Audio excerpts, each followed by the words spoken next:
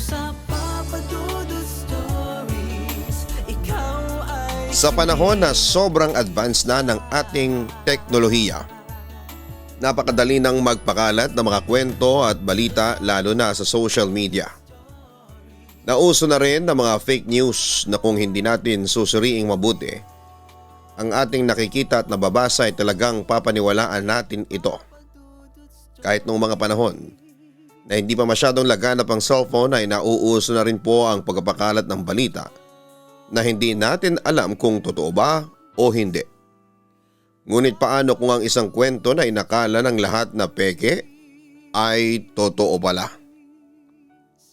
Dear Papa Dudut, magandang araw po sa inyo at sa lahat ng nakikinig ngayon. Sana'y nasa mabuti kayong kalagayan at malayo sa kahit na anong panganib at sakit. Alam ko na marami ang hindi maniniwala sa aking isi-share na kwento. Kasi kahit ako ay hindi rin naniniwala noong una. 33 years old na pala ako sa ngayon at ang aking ikakwento ay nangyari nung nag-aaral pa lamang ako ng high school.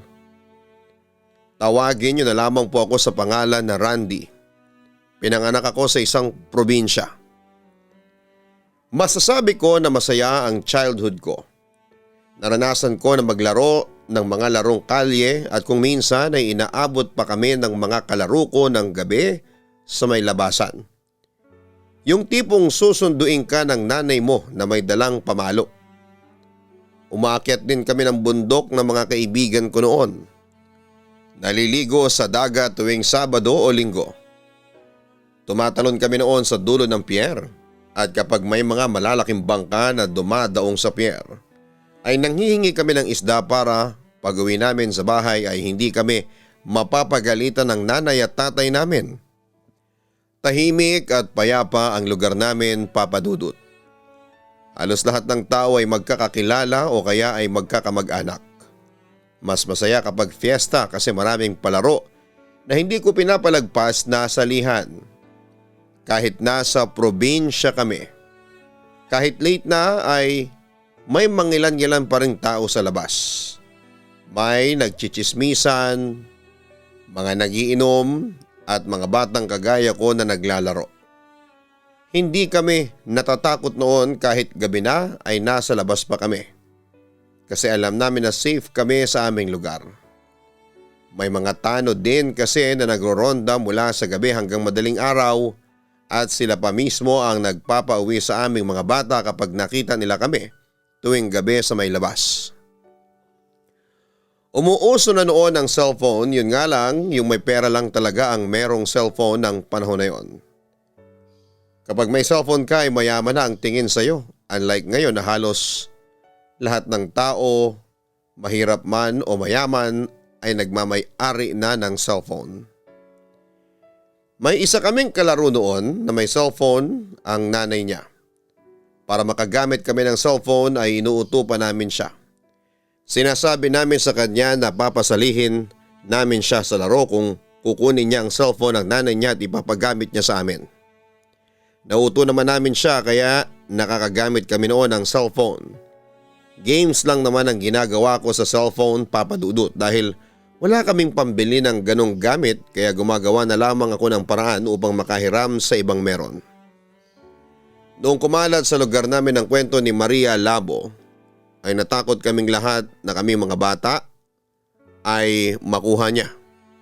May kwento kasi na buhay pa si Maria Labo at nagpapagala-gala ito sa iba't ibang lugar. May kumalat pa sa mga text message noon na nasa lugar daw namin si Maria Labo. Kaya wag na raw lalabas kapag gabing-gabi na.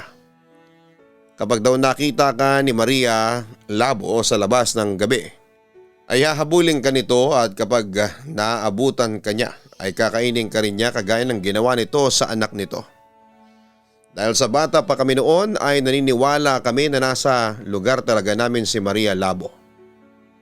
Naging panakot na rin siya ng nanay namin sa aming magkakapatid lalo na kapag nagpapaalam kami sa kanya na maglalaro kami kahit gabi na. Sige, maglaro kayo sa labas. Hindi talaga kayo natatakot kay Maria Labo ano? Kapag natsyempohan niya kayo, bahala na kayo sa buhay ninyo. Kapag kinain kayo ni Maria Labo ay ipapalibing na lang namin kayong magkakapatid kung ano ang matitira sa inyo. Ganon ang madalas na sabihin ng nanay namin. Napaka mapagmahal talaga ng nanay namin, Papa Dudut.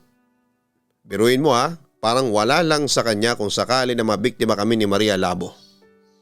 Joke lang. Noon ay hindi ko pa naintindihan si nanay kung bakit ganon siyang magsalita, pero ngayong may anak na rin ako, ay alam ko nang nag-aalala lamang siya sa aming magkakapatid at ganon yung paraan niya para hindi na kami lumabas ng gabi. Ang takutin kami. Ilang buwan din kaming natakot kay Maria Labo at hindi lang ang paglalaro sa labas tuwing gabi ang hindi na namin nagagawa. Pati na rin yung panonood namin ng TV sa bahay na nasa kabilang kalye pa. Mga anime pa kasi ang palabas noon tuwing prime time. Wala naman kaming TV sa bahay o kahit yung mga kapitbahay namin. Kaya kung gusto naming manood ng TV sa gabi ay dumadayo pa kami sa kabilang kalye. Sa totoo lang, Papa Dudut, ay wala namang matibay na ebidensya na magpapatotoo kay Maria Labo, Papa Dudut. Puro lang kwento ang naririnig namin at yung kumakalat noon sa mga text message na kapag hindi raw ipinasa sa iba ay pupuntahan ka ni Maria Labo habang tulog ka sa gabi at ihilahin ka sa paa. Noong time na yon ay madaling maniwala ang maraming tao sa mga ganong chain messages kahit na walang kasiguraduhan kung totoo ba o hindi yon. Hindi rin naman nagtagal ang pagsikat ni Maria Labo sa lugar namin, Papa Dudut. Pagkatapos ng ilang buwan ay tumigil na rin ang mga tao sa amin sa pagkakalat ng kwento tungkol sa kanya. Kahit kami mga bata ay nawala na rin ng takot at nakakapaglaro na ulit kami sa labas kahit gabing-gabi na. Nakakapanood na rin kami ng TV sa ibang bahay tuwing gabi at hindi na naging effective ang pananakot sa amin ni nanay gamit si Maria Labo. Ang dami kasing kwentong kumalat noon sa lugar namin na meron daw na biktima si Maria Labo pero wala namang kaming nakitang bangkay o katawan.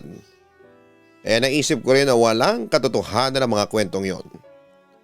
Pero kung sino man ang nagpakalat ng kwentong yon ay napakagaling niyang gumawa ng kwento. Ang daming naniwala sa kanya, talagang marami ang natakot. Kumbaga sa term ngayon ay magaling siyang magpalaganap ng fake news. Pero sa pagkakaalam ko ay totoo ang kwento tungkol kay Maria Labo.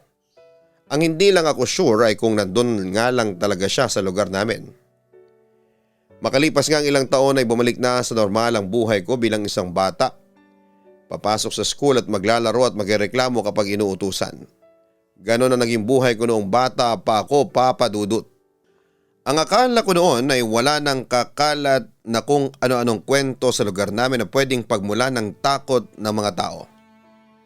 Akala ko ay last na yung kay Maria Labo pero nagkamali ako ng akala. Noong first years high school ako ay may isa na namang kwentong mahirap paniwalaan na kumalat sa aming lugar. Nalaman ko lamang yun kay nanay, siya ang nagsabi sa aming habang naghahapunan kami. Nakausap ko si Aling Maria kaninang umaga. Kayo lalo ka na, Randy ha. Huwag na kayong lalabas ng gabi at delikado, sabi ni nanay. Bakit po? Bumalik po ba si Maria Labo? Hindi naman po totoo yun, ang wika ko. Hindi si Maria Labo ang mananabas ang lumabas. May kulto na namumugot ng ulo gamit ang matalas na karit. Sambit pa ni nanay. Kahit paano ay meron na akong ideya dati kung ano ang kulto. Sa pagkakaalam ko dati ay grupo sila ng mga tao na sumasamba sa demonyo. Bago sa pandinig ko yung sinabi ng nanay ko na pumapatay sila ng tao. Ayon kay nanay ay merong kulto na kung tawagin ay mananabas na gumagala sa lugar namin. Wala raw pinipiling oras ang mga ito. Umaga man yan o gabi ay umaatake ang mga mananabas. Pero syempre mas madalas sa gabi kasi hindi ganong karami ang tao sa labas. Kung meron silang mabibiktima ay hindi ito makakahingi ng tulong.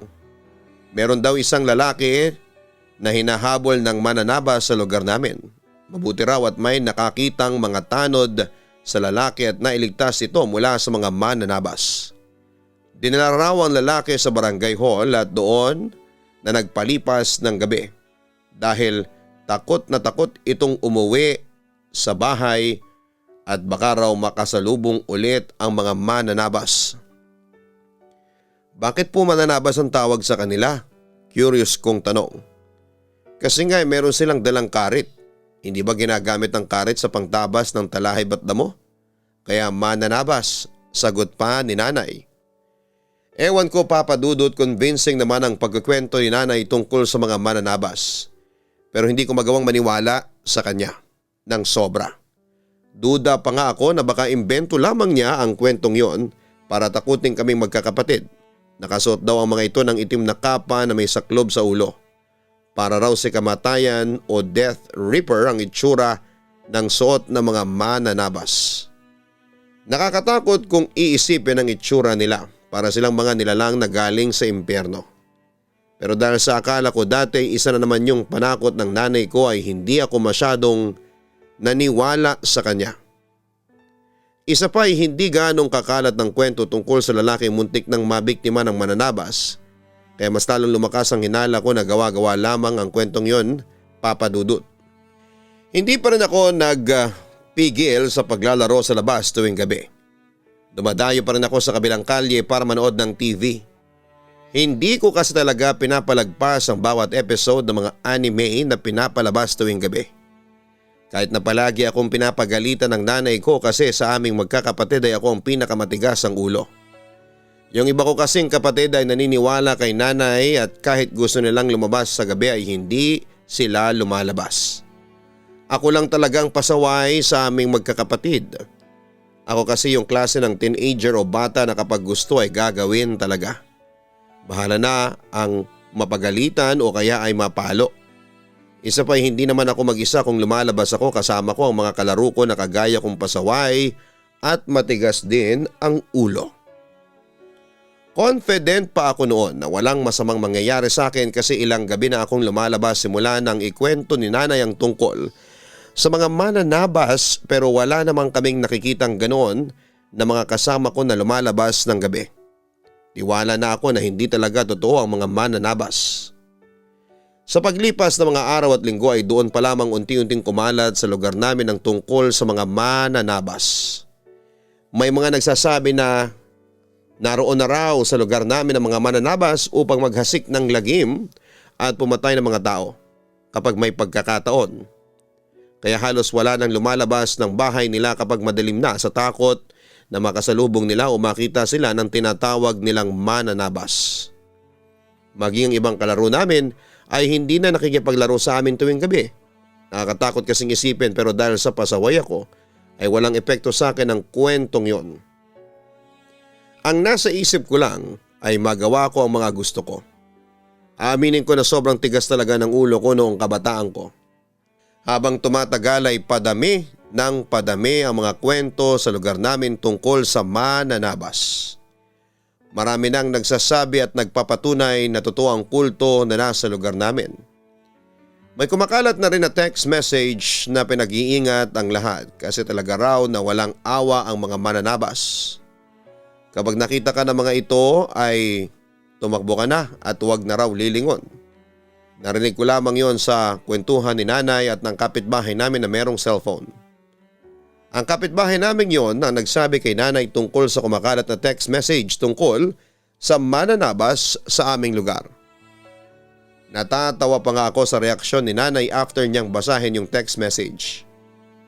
Legit na legit yung takot at pag-aalala niya. Dapat daw talaga ay hindi na lumalabas ang kahit na sino lalo na kapag gabi. Sana raw ay may gawin ng mga pulis upang hindi na makapangbiktima ang sinasabing mananabas. Mas naging mahigpit na sina nanay at tatay sa aming magkakapatid lalo na sa akin. Talagang pinagbabawalan nila kaming lumabas tuwing gabi. Inilalak na ni nanay ang pinto para hindi na kami makalabas.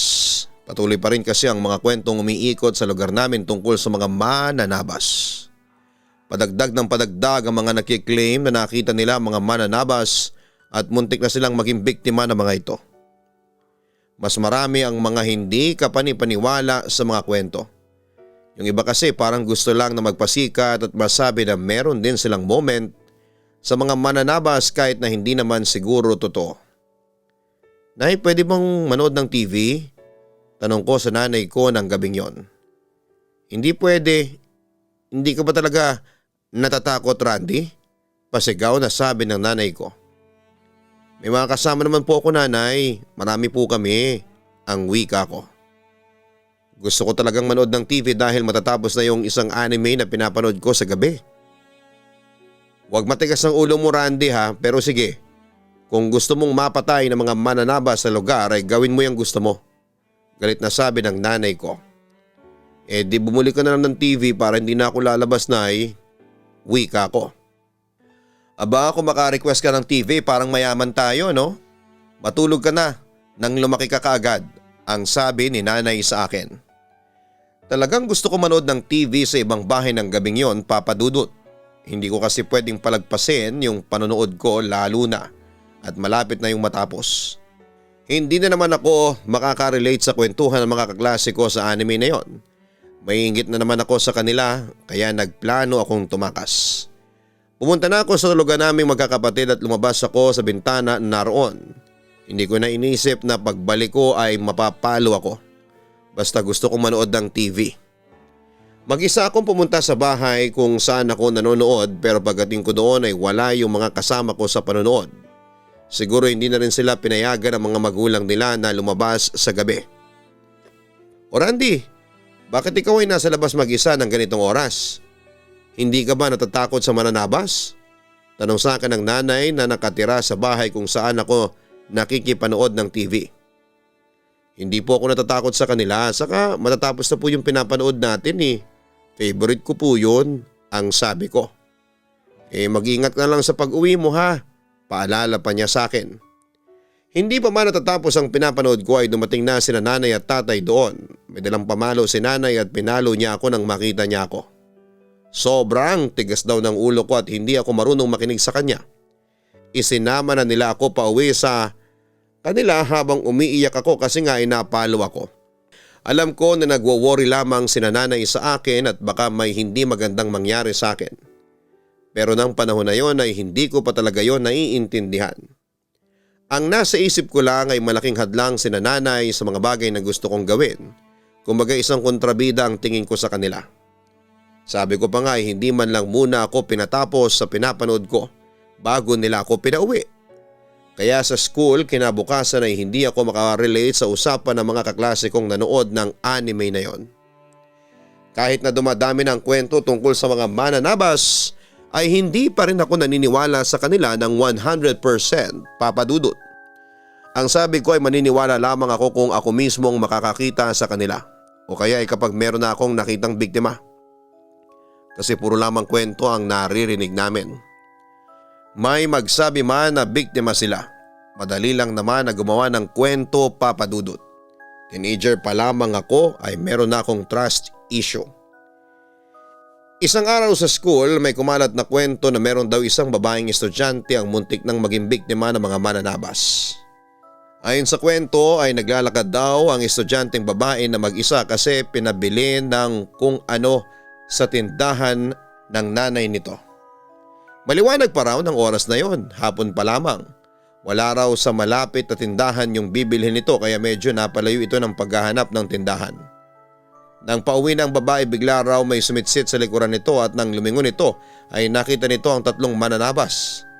Nang makita raw ng babae ang mga karit na dala ng mga ito ay doon na ito tumakbo ng napakabilis. Mabuti raw at hindi nagpatalo sa takot at kaba ang babae kaya nagawa nitong tumakbo. Hinabol daw ito ng mga mananabas na kaligtas daw ang babae nang pumasok ito sa bakod ng isang bahay. Hindi nga raw nito alam kung paano ito nagkasya sa espasyo ng bakod na gawa sa kawayan. Siguro daw ay dahil sa sobrang takot kaya nito nagawa ang ganon. Saka raw kumatok habang umiiyak ang babae sa bahay at tinulungan daw ito ng mga nakatira sa bahay na yon. Kung hindi raw pinapasok yung babae ay malamang ay wala na ito para ikwento ang mga nangyari sa kanya. Mabilis na kumalat sa school ang kwentong yon kasi doon nag-aaral yung babae na yon. Sumakto pa na ate siya ng isa naming kaklase na si Oliver. Maraming kumausap kay Oliver sa araw na kumalat ng kwentong yon tungkol sa kapatid niya. Pati ang mga teacher ay nagtanong kay Oliver tungkol sa nangyari sa kanyang kapatid, Papa Dudut. Kahit ako ay na-curious sa pangyayaring yon. Inaya ko pa nga ang mga kaibigan kong si Zach para meron akong kasama kapag kinausap ko si Oliver. Nagkaroon naman kami ng chance na makausap si Oliver at tinanong ko siya kung totoo ba ang nangyari sa ate niya. Oo, totoo yun. Hindi nga siya makapasok ngayon sa school kasi natatakot siya. Baka raw sundan siya ng mga mananabas, sagot pa ni Oliver. Talaga, ano nangyari ngayon sa kapatid mo? Tanong ko. Nasa bahay lang palagi, nakatulala lang siya. Hindi pa siya nakaka-recover sa mga nangyari sa kanya. Kaya nga tuwing gabi, bago kami matulog ay pinapasok namin ang lahat ng tsinelas na nasa labas ng bahay namin, ang sabi pa ni Oliver. Para saan yung pagpasok ng tsinelas tuwing gabi? Curious kong tanong. May kakayahan daw kasi ang mga mananabas na bulungan ang tsinelas ninyo kapag nasa labas ng bahay, tapos kung kaninong tsinelas ang mabulungan nila ay lalabas ang taong yon nang hindi nila alam. Parang may hypnotismo sila gamit ang tsinelas. Siyempre kapag binuksan mo ang pinto ay alam mo na ang gagawin sa iyo ng mga mananabas, tugon pa ni Oliver. Sinabi rin sa amin ni Oliver na kung sakali na merong kakatok ng gabi sa bahay namin ng 3 beses ay huwag naming bubuksan. Kapag 3 katok daw kasi ibig sabihin ay mananabas yon. Bigla ako nakaramdam ng kilabot sa sinabing yun ni Oliver, Papa Dudut. Na-imagine ko kasi na sa akin yun nangyayari. Yung papalabasin ka ng mga mananabas sa pamamagitan ng tsinelas mo na binulungan nila. Matapos kong mapakinggan ang mga sinabi ni Oliver ay doon ako talaga naniwala na totoo ang mga mananabas at tama lang ang paghihigpit na ginawa ni nanay sa aming magkakapatid, lalo na sa akin. Gusto lang nila na masiguradong ligtas kami at hindi kami maging biktima ng mga mananabas. Hindi naman porket naniwala na ako sa mananabas ay pinaniwalaan ko na ang lahat ng kwentong narinig ko tungkol sa kanya. Yung sa kapatid ni Oliver lang ang talagang pinaniwalaan ko. Kilala ko kasi si Oliver at hindi siya yung klase ng tao na gagawa ng kwento para makakuha ng atensyon. Nang araw din na yon, bago kami pauwiin sa bahay ng teacher namin ay kinausap niya kaming lahat na magkakaklase. Simula raw sa susunod na araw ay medyo maaga na kaming papauwiin dahil sa banta ng mga mananabas. Dumiretso na raw kami sa bahay namin at huwag nang magpunta sa kung saan saan. Kung sakali raw na makita namin ang mananabas at tangkain ng mga ito na saktan kami ay tumakbo kami at humingi ng tulong. Palagi raw kami mag-iingat kasi talaga raw na mapanganib ang panahon ngayon. Nagdasal pa nga kaming lahat para sa kaligtasan ng bawat isa sa amin. Kahit paano ay naging masaya ako kasi maaga na ang uwian, Papa Dudut. Ibig sabihin ay mas marami na akong time na maglaro sa labas. Yun nga lang ay hindi ko na naisip na magpaabot ng gabi sa paglalaro dahil natatakot na rin ako sa mga mananabas. Baka kasi magaya ako sa kapatid ni Oliver, mahirap na. Baka kasi kapag ako ang nakakita sa mga mananabas ay hindi ako makagalaw sa sobrang takot. Tapos maging madali para sa kanilang saktan o patayin ako. Ayoko pa namang mawala ng time na yon kasi bata pa ako at marami pang pwedeng mangyari sa akin. Marami pa akong pangarap na gusto kong abutin, Papa Dudut. Nang makauwi ako sa bahay namin ng araw na yon, ay agad kong sinabi kay nanay ang kumakalat na balita tungkol sa kapatid ni Oliver. Sinabi ko rin sa kanya yung tungkol sa tsinelas na hindi dapat iniiwanan sa labas. At yung kapag may kumakatok na 3 ay huwag bubuksan kasi malaki ang chance na mga mananabas ang kumakatok. Naniwala si nanay sa mga sinabi ko na yon kaya sinabihan din niya ang mga kapatid ko na huwag magbubukas ng pinto kapag may kumakatok sa gabi. Bago rin daw dumilim ay ipasok na namin ang lahat ng tsinelas at baka mabulungan yun ng mga mananabas. Mabuti na raw at mag-iingat kaming lahat kaysa sa magsisi pa kami sa bandang huli. Kita mo na? Ngayon naniniwala ka ng totoong mga mananabas. Tapos dating lakas pa ng loob mong lumabas ng bahay kahit gabi na. Panenermon pa sa akin. Kaya nga po hindi na ako lalabas ng bahay lalo na kapag gabi. Saka maaga na rin kaming mag-uuwian sa school para hindi na kami abutin ng gabi sa daan pag uwi ko, ang sabi ko. Maganda yan, may ginawa ang school ninyo. Buti pa ang school ninyo ay may ginagawa. Sina Mayor parang wala lang. Hindi man lang huntingin kung saan nagtatago ang mga mananabas na yon. Sana'y mahuli na sila at ikulong habang buhay. Kung ibalik ang bitay, bitayin na sila. Talagang gigil na gigil si nanay sa pagsasalita. Alaka nay. Ang sabi din sa akin ng kaklase ko naririnig ng mga mananabas kapag pinag-uusapan sila. Paniguradong nakikinig ka nila. Pananakot ko sa nanay ko. Hindi naman yun totoo, Papa Dudut, pinagtripan ko lang si nanay. Totoo ba yung sinasabi mo? Kanino mo nalaman? Tanong ni nanay habang namumutla. Totoo po yun, Nay, kay Oliver ko nalaman. Siya ang nagsabi sa akin kasi kinausap namin siya kanina sa school. Tapos sinabi niya sa amin ang mga bagay na yan. Pagsisinungaling ko. Nakita ko na natakot si nanay at kinabahan. Agad niyang binawi ang sinabi niya. Ang ibig daw niyang sabihin ay sana ma-realize ng mga mananabas na inosente ang mga tao sa lugar namin. Sana raw ay tumigil na ang mga ito sa mga hindi magagandang gawain ng mga ito. Pinigilan ko talagang tumawa ng malakas sa takot na nararamdaman ng nanay ko. Wala siyang kaalam-alam na hindi naman totoo ang sinabi ko na naririnig ng mga mananabas kapag pinag-uusapan sila. Yun nga lang, nakakalungkot pa rin na hindi ko na mapapanood yung mga anime na pinapanood ko tuwing gabi. Kasama ang mga kalaro ko na gaya ko ay matitigas ang ulo. Ewan ko ba, pero ang sarap din kasi maglaro kapag gabi na. Dahil siguro sa malamig, presko at hindi ako masyadong napagpapawisan. Pero kailangan kong tanggapin na hindi ko muna magagawa ang mga bagay na yon habang hindi nawawala ang mga mananabas sa lugar namin. Sinabi ko rin sa sarili ko na kailangan kong sanayin ang sarili ko na sa umaga na lamang makapaglaro tuwing wala akong pasok sa school. Bago kami kumain ng hapunan ay pinasok na namin ang mga tsinelas naming lahat sa loob ng bahay. Wala talaga kaming itinira. Kahit nga mga sinampay ni nanay na hindi pa ganong tuyo ay ipinasok din ni nanay kasi baka raw hindi lang sa tsinelas kayang bumulong ng mga mananabas. Baka raw kaya rin ng mga ito sa ibang bagay na pagmamay-ari ng mga tao. Talagang naging sigurista na si nanay. Ganon pala ang pakiramdam ng nabubuhay sa takot, Papa Dudut. Mahirap yung feeling na anumang oras o sandali ay may masamang mangyayari.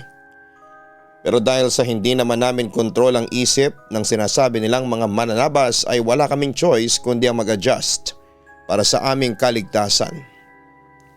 Ilang linggo na ang lumipas at hindi pa rin tumigil ang mga kwento tungkol sa mga mananabas. Parami ng parami ang nagsasabi na nagkaroon sila ng encounter sa kulto na kinakatakutan sa aming lugar. Dahil sa naniniwala na ako na meron talagang ganon sa lugar namin, ay mas lumalaki rin ang takot ko.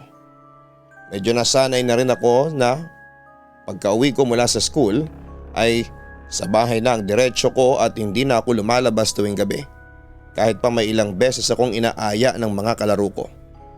Doon lang daw kami sa harapan ng bahay namin pero ayoko talaga.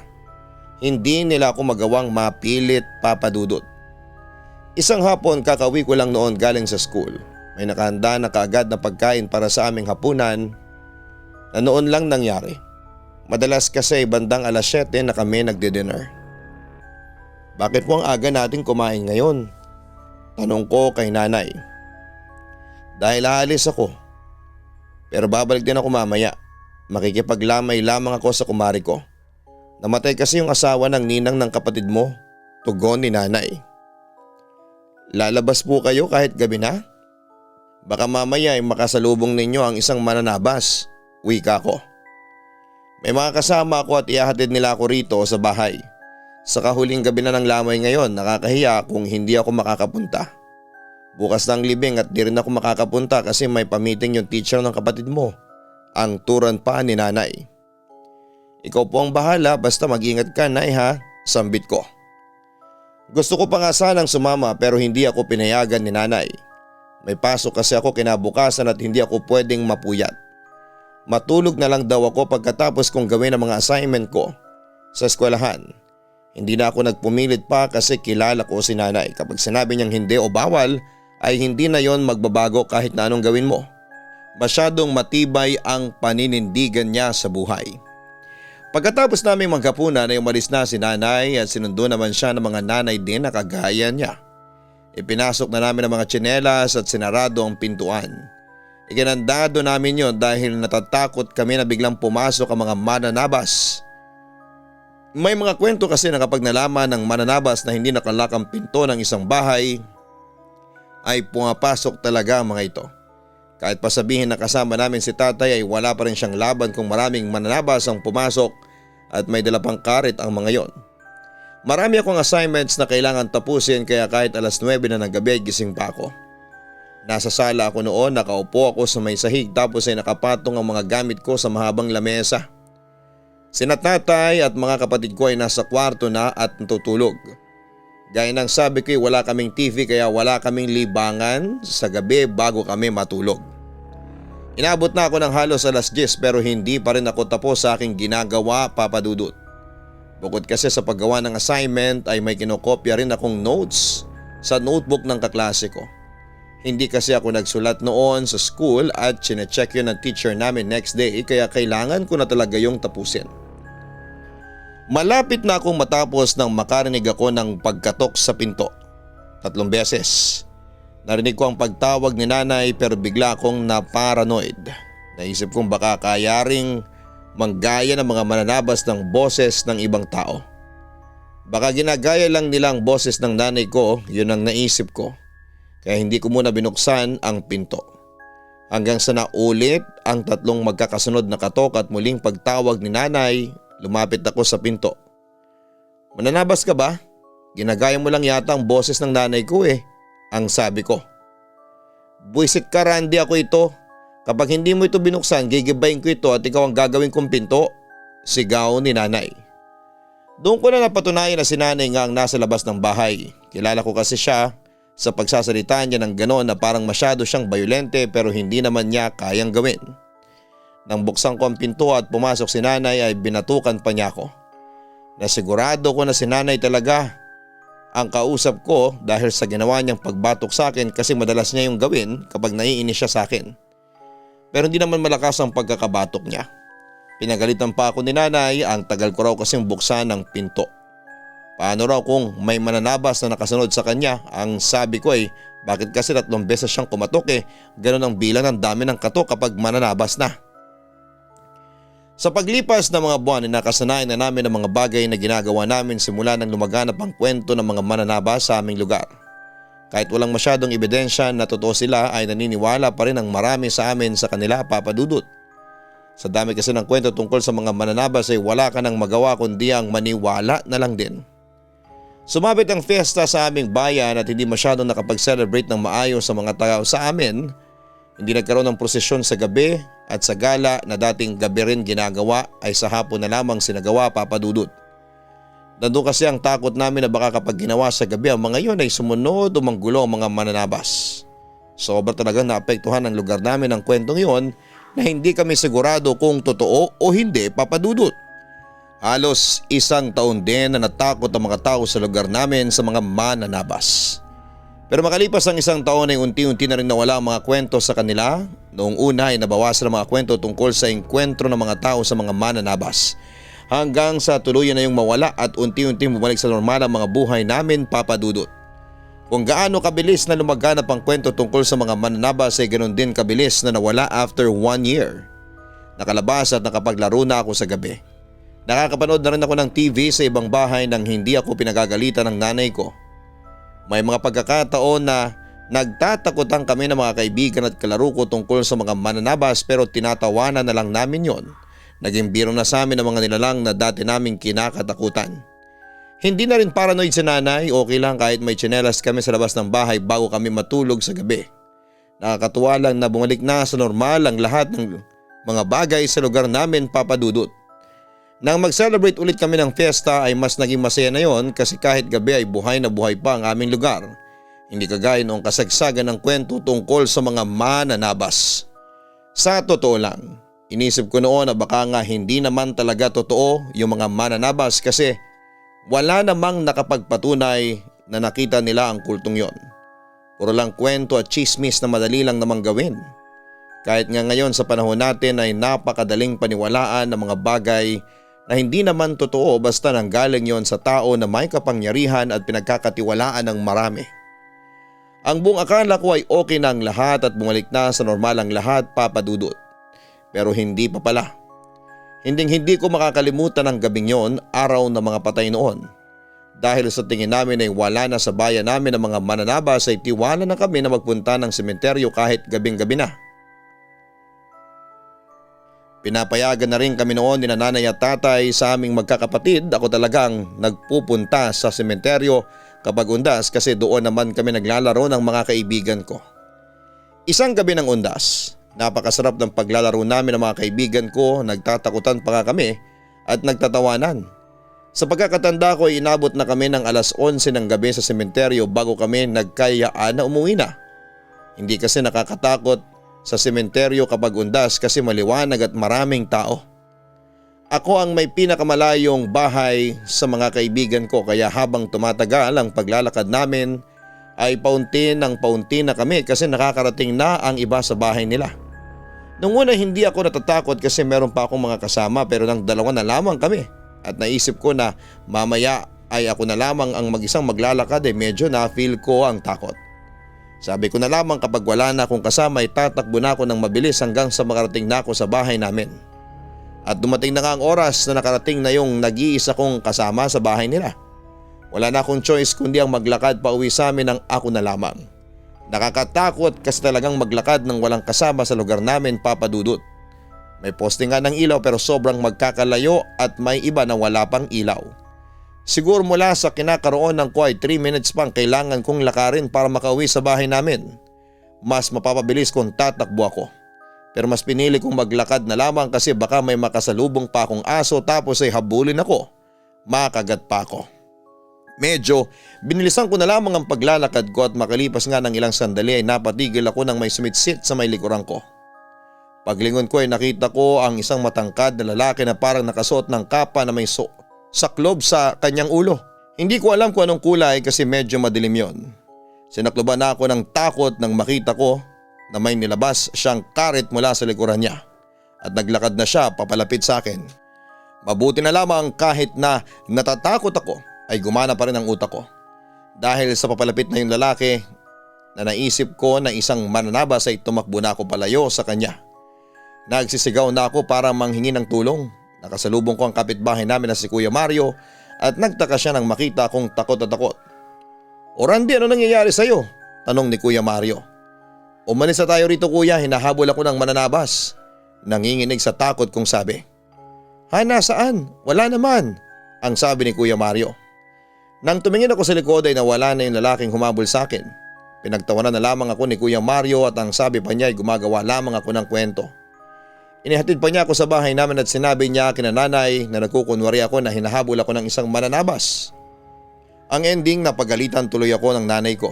Kahit na ipinilit ko na nagsasabi ako ng totoo ay hindi talaga sila naniwala sa akin. Wala na raw ang mga mananabas sa lugar namin kaya imposible raw ang sinasabi ko. Wala na ako nagawa kundi ang tumahimik na lamang, Papa Dudut. Hindi ko na pinilit na paniwalaan ako ni nanay at naisip ko rin kasi napapaano kung hindi naman pala mananabas yung humabol sa akin at nananakot lang. Pero kung mananabas man siya o hindi ay talagang natakot ako sa kanya. Ilang araw din akong hindi muna lumabas ng bahay kapag gabi dahil sa kanya. Ngayon ay okay na sa lugar namin, nagkaroon na ng progress at kahit papaano ay nakakasabay na rin sa ibang lugar. Tuluyan na rin nawala ang kwento tungkol sa mga mananabas na magandang bagay kasi nawala na rin ang takot ng mga taga doon sa amin. Sincerely yours, Randy. Noon at kahit ngayon ay meron ng fake news. Maraming kwento na kapag sinabi sa atin ay napakadaling paniwalaan. Ngunit bago tayo tuluyang maniwala ay tingnan din muna natin ang credibility ng taong naghahatid sa inyo ng impormasyon. Maaari ka ring mag-research tungkol sa bagay na iyong nalaman upang mapatunayan sa iyong sarili kung ito ba ay merong katotohanan o isa lamang kasinungalingan. Mas lalo nating dapat bigyan ng pansin ang isang impormasyon kung ito ay apektado ang ating kaligtasan sa pang-araw-araw. Ngunit bago tayo matakot at maalarma ay gumawa muna tayo ng paraan upang malaman natin kung meron nga ba tayong dapat na ikatakot o wala naman. Hanapin po ang Papa Dudut Family YouTube channel at Kaistorya YouTube channel. Sana po ay nakapag-subscribe na kayo. Sino po sa inyo ang mga nakapag-subscribe na rin sa iba kong mga channel? Maraming salamat po sa inyong lahat. Ang buhay ay mahiwaga, laging may lungkot at saya. Sa Papa Dudut Stories, laging may karamay ka.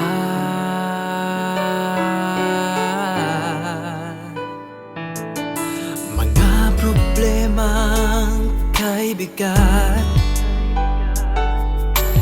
dito ay pakikinggan ka. Sa Papa Dudut Stories, kami ay iyong kasama.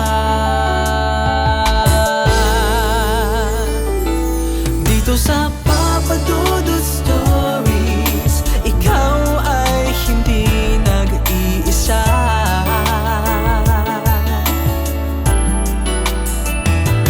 Dito sa Papa Dudut Stories, may nagmamahal sa'yo. Papa Dudut Stories, Papa Dudut Stories.